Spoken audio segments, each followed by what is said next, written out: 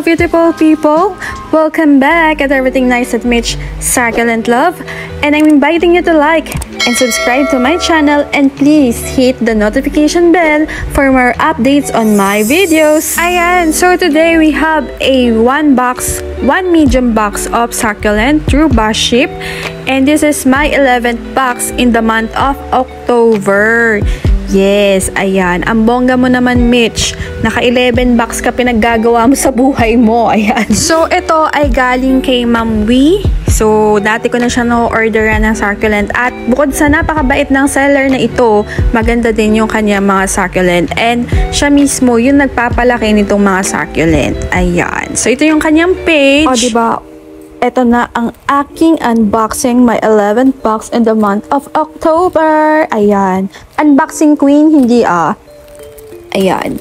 So, i-open na po natin itong ating kahon. So, this is from Victory Liner through Baship. So, one day lang dumating siya sa akin. And, nice ang pagkakapak ni Ma'am Wee. So, si Ma'am Wee, pang ilang order ko na ba sa kanya to? Pangatlo, pang-apat. So, last time nag-order ako sa kanya, medyo nagkapalit yung aming box and then nagmashi yung iba. So, pinalitan niya din yung ibang nagmashi kagaya ni Lovely Rose. So, ayan. In fairness din, maganda yung pagkakaganap niya dito sa box kasi may air. So, free flow ang air natin, 'di ba? So, ayan. And in fairness, siksikliglig, makaayos para hindi sila maguluhan. Ayan. So, upon opening, ito po. 'Di ba? Ang ganda. Ayan o. I-closer look natin. O, 'di ba? Ang ganda-ganda. Sino namang maninira pag ganito nasilip sa loob? Yung mga plants. O, 'di ba? Kabog. Ang ganda ni Lola, ni Lovely Rose, ang bongga. Thank you so much, Ma'am Wee, for taking good care of my box of happiness. So, tara, unwrapping na tayo mga best. Excited na ako kasi kitang-kita na ang healthy talaga ng mga plants ni Ma'am Wee. Ayan. So, 1 month din to naka-stay sa kanya. O, 'di ba? 1 month naka-stay sa kanya. Sabi niya, "Ma'am, ipadala ko na sa iyo kasi baka maboast din ako ng iba na nagpunggos yung kanilang mga succulent kasi naka-stay ng matagal." Pero, ayun, ito.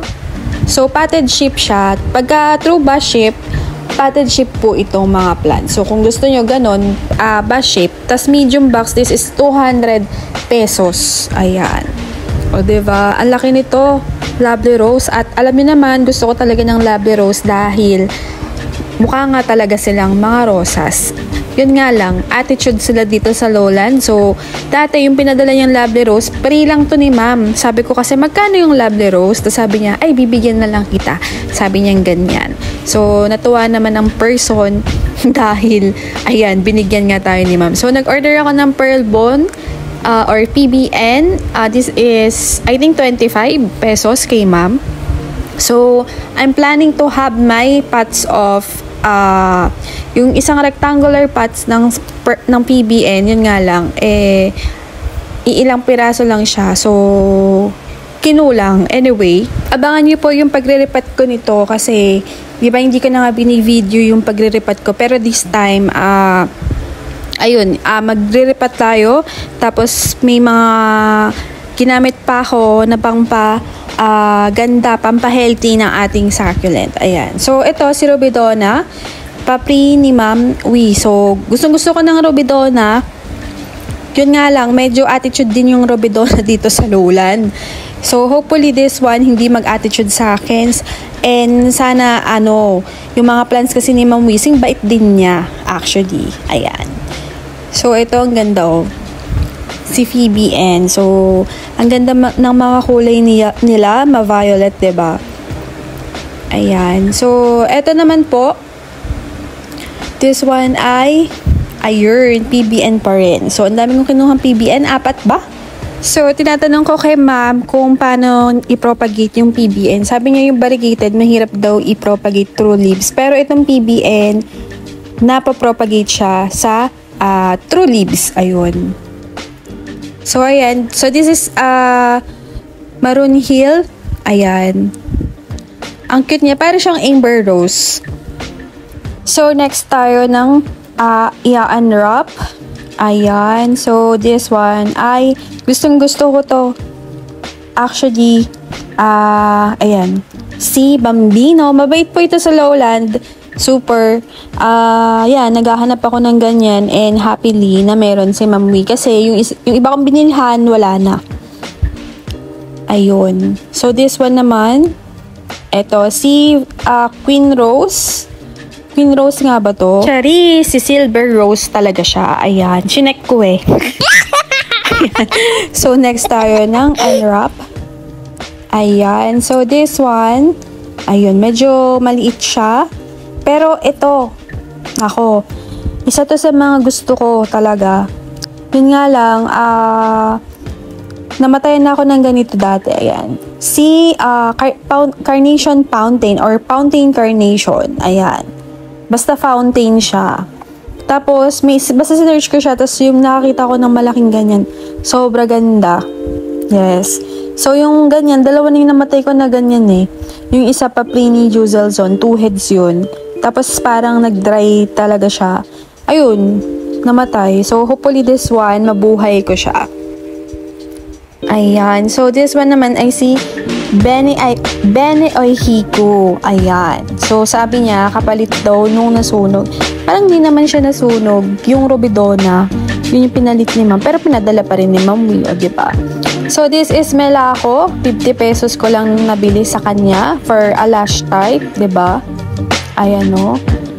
Akala ko si Chroma at si Melako ay isa lang. So, magkaiba pala sila. Ayan. So, next tayo. Pinuli ko yung mga lash actually.